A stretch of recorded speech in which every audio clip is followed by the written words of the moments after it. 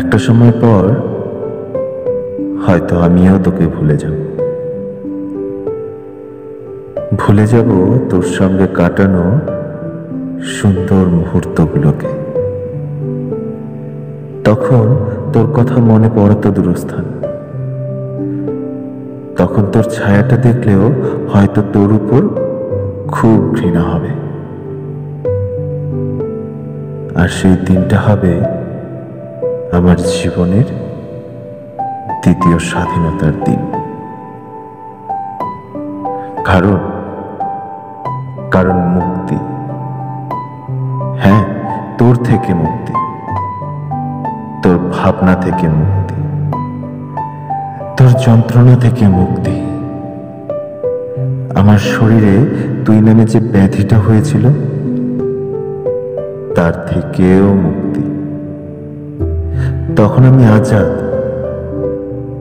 তখন আবারও আমি মুক্ত আকাশে শান্তির নিঃশ্বাস নিয়ে উঠব।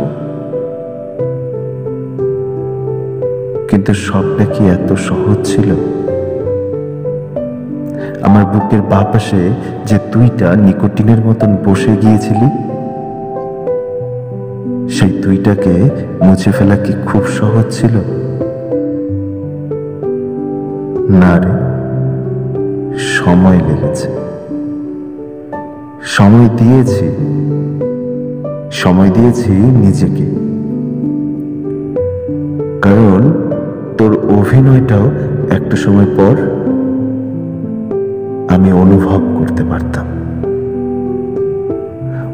করতে পারতাম তোর মিথ্যেগুলোকে। অভিনয়টা তুই বেশ ভালোই করতিস, কিন্তু আমার জীবনের পরিচালিকার ভূমিকাটা নিতে ইচ্ছুক ছিলি কোনোদিনও? কারোরহীন উদ্দেশ্যে এক পা দুপা তুই বেশ ভালোই এগিয়েছিলি, কিন্তু পিছনে তাকিয়ে দেখেছিলি কোনোদিনও?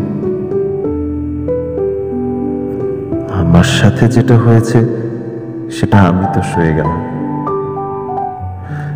কিন্তু তুই সইতে পারবি তো?